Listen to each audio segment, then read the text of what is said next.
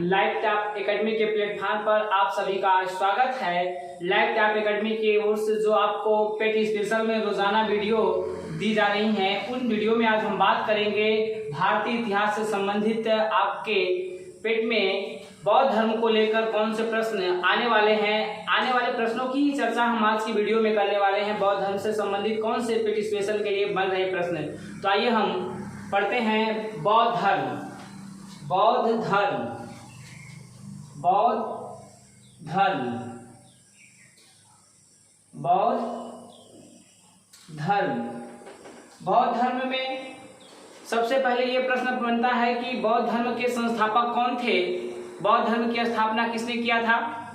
तो बौद्ध धर्म के संस्थापक, बौद्ध धर्म के संस्थापक,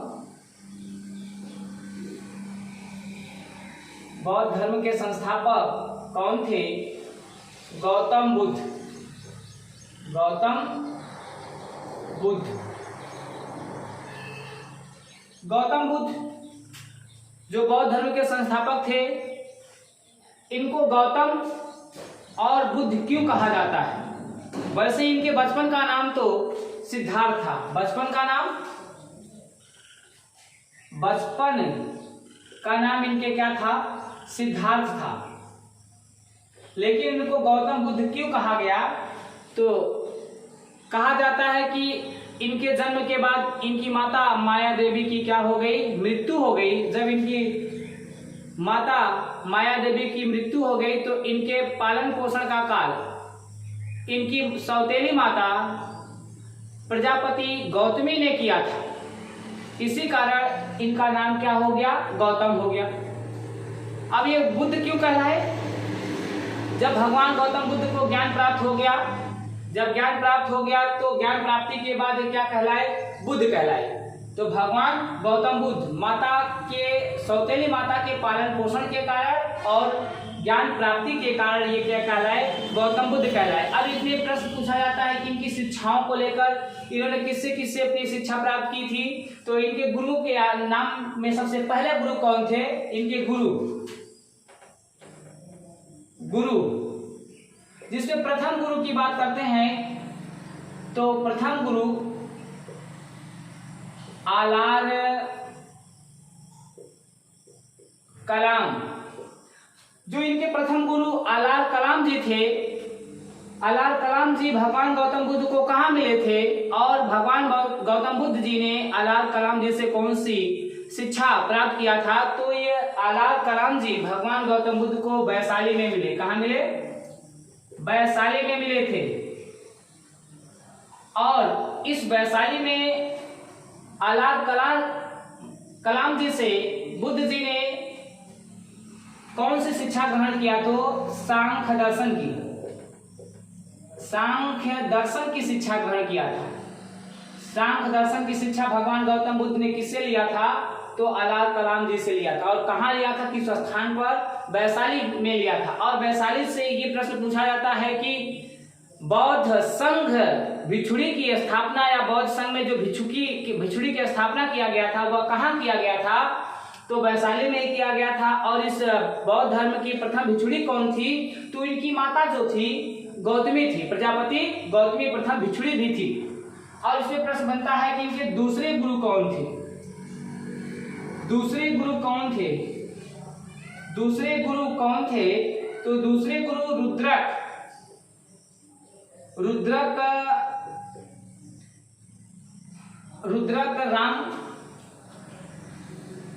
राम गुप्त थे। और ये रुद्रक राम गुप्त जी भगवान गौतम बुद्ध को कहाँ मिले थे? तो ये बिहार के राजगृह में मिले थे। कहाँ मिले थे? राजगृह में मिले थे। अब इस बौद्ध धर्म में ये प्रश्न पूछा जाता है कि भगवान गौतम बुद्ध के जो जन्म का प्रतीक क्या था और गृहत्याग का प्रतीक क्या था? तो सबसे पहले बात कर लेते हैं इनका जन्म कहाँ हुआ था। भगवान गौतम बुद्ध का जन्म कहाँ हुआ था? तो 563 ईसा पूर्व में कपिल वस्तु के निकट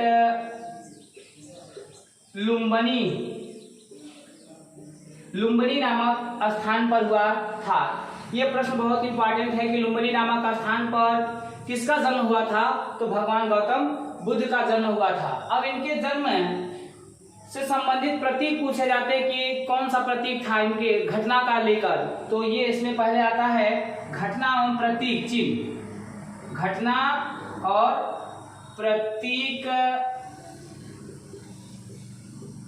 चिन्ह। तो इनके जन्म का प्रतीक क्या माना गया था बौद्ध धर्म में? इनके जन्म का प्रतीक क्या था? या कमल व साढ़ किसका प्रतीक था? घोड़ा इनके किस घटना का प्रतीक था? तो ऐसे प्रश्न पूछे जाते हैं और पूछे भी गए हैं। तो जन्म का प्रतीक क्या था? कमल व साढ़। कमल व साढ़ भगवान गौतम बुद्ध के जन्म का प्रतीक था।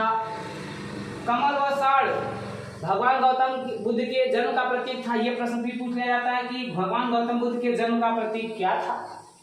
तो आप क्या? कमल व साढ़। फिर इसके बाद गृह त्याग का प्रतीक। गृह त्याग का प्रतीक इन्होंने 29 वर्ष की अवस्था में गृह त्याग किया था। कितने वर्ष की अवस्था में? 29 वर्ष की अवस्था में इन्होंने गृह त्याग किया था। बौद्ध धर्म में गृह त्याग की घटना को क्या कहा गया है? तो बौद्ध धर्म में गृह त्याग की घटना को पूछा जाता है क्या कहा गया है? तो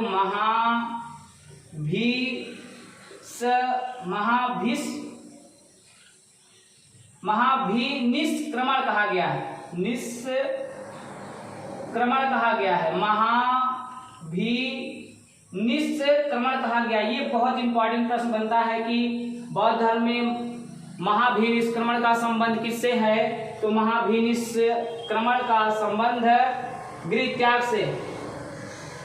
और ये प्रश्न पूछा जाता है कि महाभिनिष्क्रमण का संबंध किससे है? तो घोड़ा प्रतीक से है, या इसको कहते हैं अश्व से। अब इसके बाद इसमें अगला पूछा जाता है इनके ज्ञान का प्रतीक क्या था? ज्ञान का प्रतीक पीपल या इसको कहते हैं बोधि वृक्ष। भगवान गौतम बुद्ध की ज्ञान प्राप्ति के बाद वह स्थान जहां इनको ज्ञान प्राप्त हुआ क्या कहलाया? तो वह बोध गया कहलाया था। क्या कहलाया? बोध गया कहलाया। और इनके मोक्ष का प्रतीक चिन्ह क्या माना गया था? तो मोक्ष का प्रतीक चिन्ह माना गया था पद चिन्ह माना गया था। क्या माना गया था? पद चिन्ह। और इसमें आता है बौद्ध धर्म में मृत्यु को क्या कहा गया है? तो बौद्ध धर्म में मृत्यु की घटना को क्या कहा गया है? महापरिनिर्वाण कहा गया। ये बहुत इंपॉर्टेंट है कि महापरिनिर्वाण का संबंध किससे है? महापरिनिर्वाण का संबंध किस घटना से है? तो मृत्यु से है। बौद्ध धर्म में महापरिनिर्वाण को का प्रतीक चिन्ह क्या माना गया है? तो इसको कहा गया है स्तूप है। क्या है? स्तूप। स्तूप बौद्ध धर्म में किसका प्रतीक है? तो मृत्यु का प्रतीक। ये महाभिनिष्क्रमण और महापरिनिर्वाण ये बहुत इंपॉर्टेंट है, जो एग्जाम में आपके क्या करता है, हमेशा पूछा भी जाता है, पूछा भी गया है। लेकिन पेट में तो ये मान के चलिए कि आने वाले क्वेश्चन है। फिर इसके बाद बात करते हैं इनके उपदेशों से संबंधित कौन से प्रश्न पूछे जाते हैं। तो इनके उपदेश पहले प्रश्न बनता है कि भगवान गौतम बुद्ध ने जो अपने उपदेश दिए हैं उन उपदेशों की भाषा क्या है? तो उपदेशों की भाषा क्या है? उपदेशों की भाषा की बात करते हैं तो पाली भाषा है। कौन सी भाषा है? पाली भाषा। अब इसमें प्रश्न आता है कि प्रथम उपदेश भगवान गौतम बुद्ध ने कहाँ दिया था? तो प्रथम उपदेश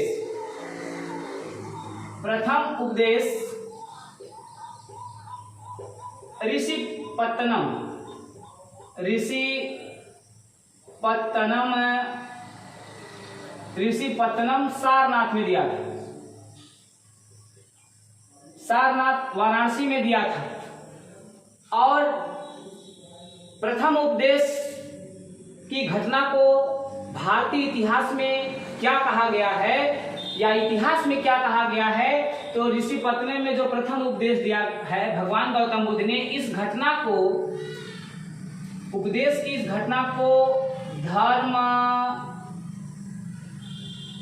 चक्र प्रवर्तन कहा गया है। धर्म चक्र प्रवर्तन का संबंध किससे है, तो जो प्रथम उपदेश ऋषिपत्तनम में भगवान गौतम बुद्ध ने दिया है उसी को कहा गया है धर्म चक्र प्रवर्तन कहा गया। धर्म चक्र प्रवर्तन का संबंध किससे है, तो उपदेश की घटना से या उपदेश देने की क्रिया को धर्म चक्र परिवर्तन कहा गया। भगवान गौतम बुद्ध ने सर्वाधिक उपदेश कहाँ दिया था, प्रथम उपदेश ऋषिपत्तनम सारनाथ में सर्वाधिक उपदेश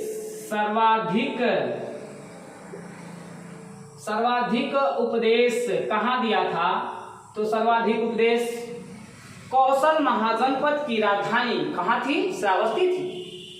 तो सर्वाधिक उपदेश कौशल महाजनपद की राजधानी श्रावस्ती में दिया था, श्रावस्ती में दिया। भगवान गौतम बुद्ध ने सर्वाधिक उपदेश कहाँ दिया था, श्रावस्ती में दिया था। अब इसमें यह प्रश्न बनता है कि बौद्ध धर्म का सबसे पवित्र ग्रंथ कौन सा है, तो त्रिपिटक। कौन सा है, त्रिपिटक। बौद्ध धर्म का पवित्र ग्रंथ या पुस्तक पूछा जाए तो क्या बताना है, त्रिपिटक। इस त्रिपिटक में किसका संग्रह किया गया है, तो इस त्रिपिटक में 3 पुस्तकों का संग्रह है, विनय पिटक, सुत्त पिटक और धम्म पिटक। इस पिटक के अंतर्गत बौद्ध धर्म में प्रवेश करने के लिए कौन से नियम होते थे, कौन से दार्शनिक होते थे या दर्शन होते थे और कौन से धर्म होते थे, उन सभी नियमों का पालन करने का उद्देश्य बताया गया है। और बौद्ध धर्म का पवित्र त्योहार क्या था, पवित्र त्योहार या सबसे प्रमुख त्योहार क्या था, तो बुद्ध या वैशाख पूर्णिमा, बुद्ध या वैशाख पूर्णिमा कहा गया है। क्यों बुद्ध या वैशाख पूर्णिमा को बौद्ध धर्म का सबसे पवित्र त्योहार कहा गया है, इसलिए कहा गया है कि इसी पूर्णिमा के दिन, वैशाख पूर्णिमा के दिन भगवान गौतम बुद्ध का जन्म भी हुआ था और ज्ञान प्राप्त हुआ था और इसी दिन इनको क्या हुई थी, मृत्यु हुई थी। तो इसी कारण भगवान गौतम बुद्ध को जन्म, ज्ञान, मृत्यु के कारण बौद्ध धर्म का सबसे पवित्र त्योहार या प्रमुख त्योहार क्या, वैशाख पूर्णिमा को माना गया है। अब इसमें हम बात कर ले भगवान गौतम बुद्ध को एशिया का ज्योतिपुंज क्यों कहा गया है या लाइट ऑफ एशिया क्यों कहा गया है। तो बौद्ध धर्म में एक पुस्तक है जिस पुस्तक का नाम है ललित विस्तार। ललित विस्तार पुस्तक का अंग्रेजी में अनुवाद किसने किया था, पहला प्रश्न किसने किया था, तो अंग्रेजी में अनुवाद एडविन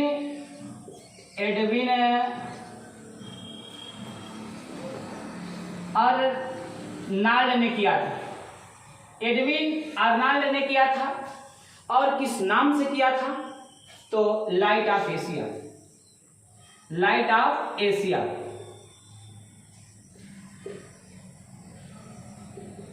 लाइट ऑफ एशिया नाम से किया था,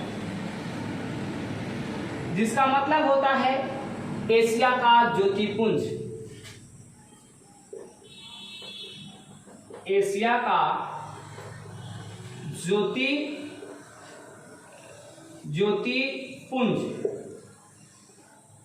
एशिया का ज्योतिपुंज किसे कहा गया है, भगवान गौतम बुद्ध को कहा गया। क्यों कहा गया, इस पुस्तक के अंग्रेजी में अनुवाद करने के कारण और बौद्ध धर्म का प्रचार प्रसार करने के कारण कहा गया। अब इसमें प्रश्न बनता है कि बौद्ध धर्म के प्रमुख त्रिरत्न कौन कौन से हैं। बौद्ध धर्म के त्रिरत्न,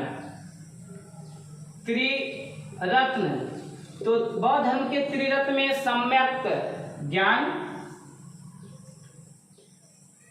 सम्यक ज्ञान, सम्यक दर्शन और सम्यक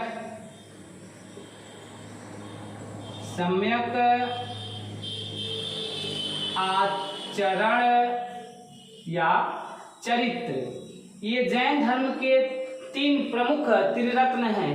सम्यक ज्ञान, सम्यक दर्शन, सम्यक आचरण, सम्यक चरित्र। अब हम बात करेंगे कि बौद्ध धर्म से संबंधित बौद्ध धर्म के प्रचार के लिए कौन सी बौद्ध संगीतियों का आयोजन किया गया था और इन संगीतियों का आयोजन किस स्थान पर किया गया था और किसके शासनकाल में किया गया था और इस संगीत के अध्यक्ष कौन थे। तो अब हम बौद्ध धर्म से संबंधित बौद्ध धर्म के प्रचार के लिए बौद्ध संगीतियों की चर्चा करेंगे कि बौद्ध धर्म को के प्रचार प्रसार के लिए कौन से संगीतियों का अध्ययन किया गया है और कितनी संगीतियां हुई हैं। तो बौद्ध धर्म से संबंधित जैन संगीतियां,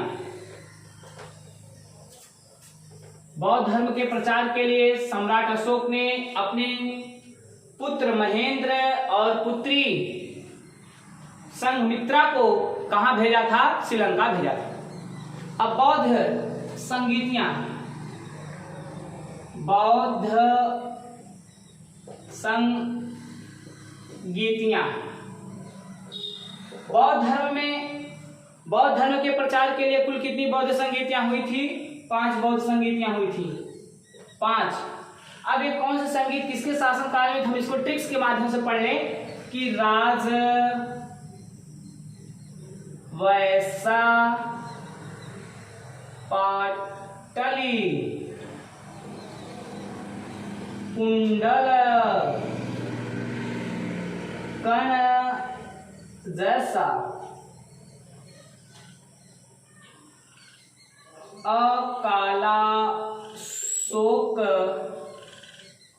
अकाला शोक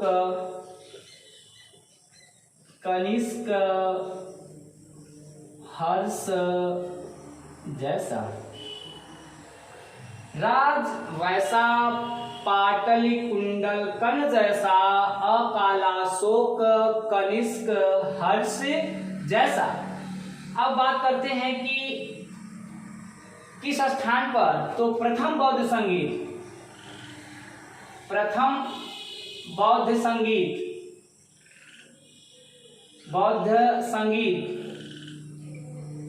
कहाँ? स्थान,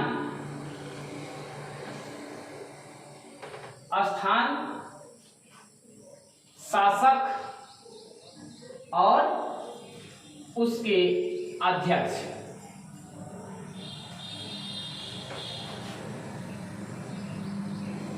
राज का मतलब राजगृह। प्रथम बौद्ध संगीत कहाँ हुई थी? प्रथम बौद्ध संगीत कहाँ हुई थी? राजगृह में हुई थी। किसके शासनकाल में? अ का मतलब अजात शत्रु के शासनकाल में। प्रथम बौद्ध संगीत राजगृह में अजातशत्रु के शासनकाल में हुई थी। किसकी अध्यक्षता में? महाकश्यप के अध्यक्षता में। द्वितीय बौद्ध संगीत का आयोजन कहाँ किया गया? वैसा का मतलब वैशाली। कहाँ? वैशाली में। किसके शासनकाल में? काला शोक के शासनकाल में। काला शोक के शासनकाल में। किसकी अध्यक्षता में? सभा कामी की अध्यक्षता में। तीसरी बौद्ध संगीत का आयोजन कहाँ हुआ? पाटली का मतलब पाटलिपुत्र में। पाटलिपुत्र में। किसके शासनकाल में? तो कनिष्क के शासनकाल में। किसकी अध्यक्षता में? तो मोगलीपुत्र तिसस के समय अध्यक्षता में। तिसस के अध्यक्षता में। चौथी बौद्ध संगीत का आयोजन किसके शासनकाल में और कहाँ? तो चौथी बौद्ध संगीत कालजन कुंडल वन में, कुंडल वन में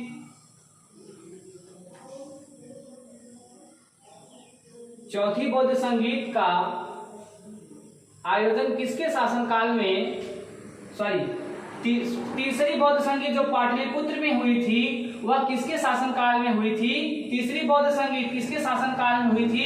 तो ये अशोक के शासनकाल में हुई थी। अशोक के शासनकाल में हुई थी। किसके अध्यक्षता में? मोगलीपुत्र तिसस्य के अध्यक्षता में। जो चौथी बौद्ध संगीत कुंडल वन में हुई थी वह किसके शासनकाल में? तो कनिष्क की अध्यक्षता में। कनिष्क की अध्यक्षता में किसके समय? वसुमित्र इसके अध्यक्ष थे, या वसुमित्र के समय में हुई थी। जो पांचवी बौद्ध संगीत हुई थी वह कहाँ हुई थी? कन का मतलब कन्नौज में। कन्नौज को खुशबुओं का शहर के उपनाम से भी जाना जाता है। किसके शासनकाल में हुई थी? हर्ष का मतलब हर्षवर्धन, हर्षवर्धन के शासनकाल में।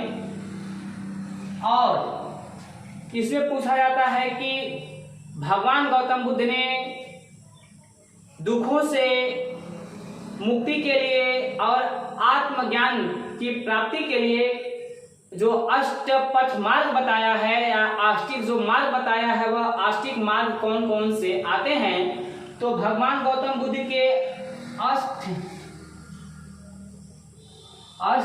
अष्टपक्षीय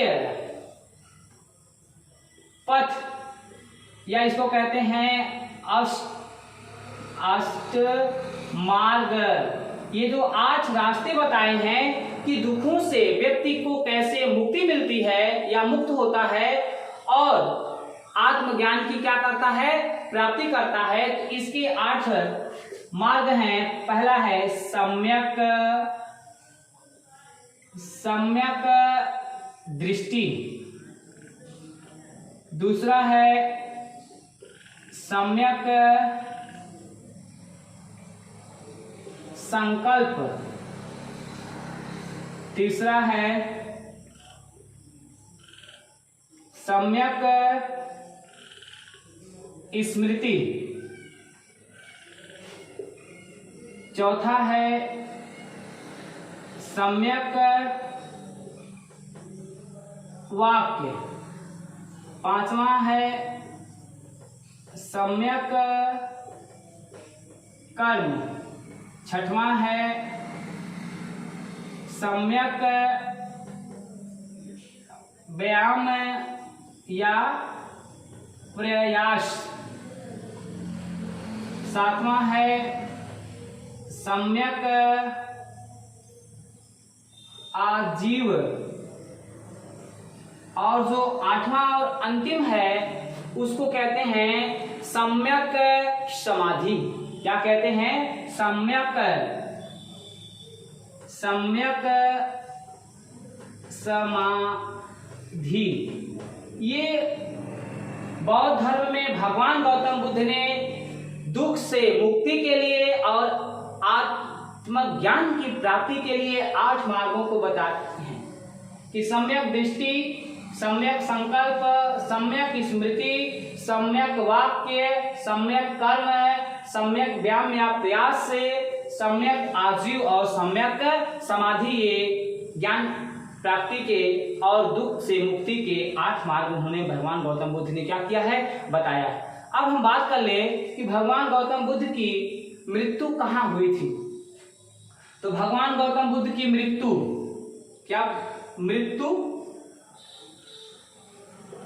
483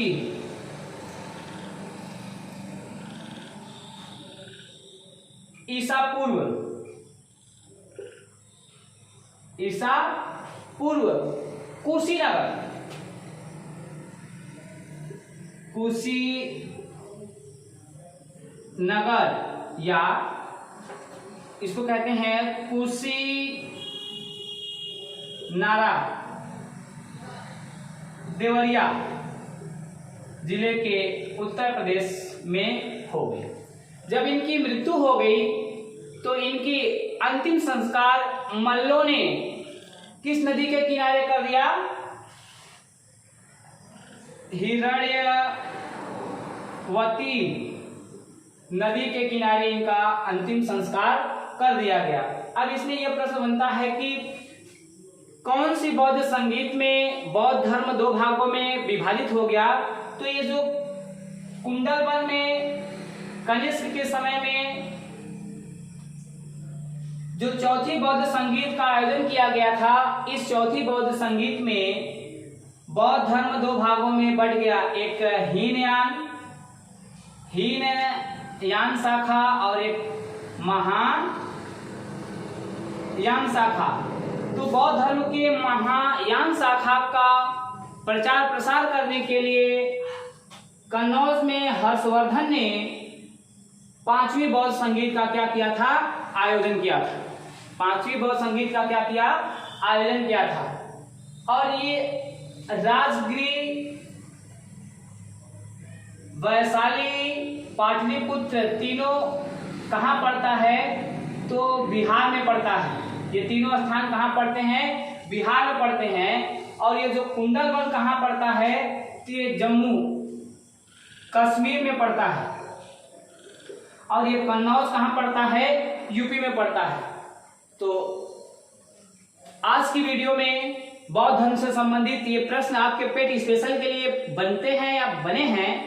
और जो हमने पढ़ा दिया इसमें जो सबसे इम्पोर्टेंट बताया कि महाभिनिष्क्रमण क्या है, महापरिनिर्वाण क्या है, धर्मचक्र परिवर्तन क्या है, तो ये सब बहुत इंपॉर्टेंट प्रश्न हैं। तो लाइव टॉप एकेडमी की ओर से आप सभी का स्वागत, अभिनंदन है। लाइव टॉप एकेडमी से जुड़े रहने के लिए, तब तक के लिए आपको धन्यवाद। अगली वीडियो आपको कल जल्द ही मिलेगी। तब तक हमारे साथ आप क्या करिए? जुड़े रहिए।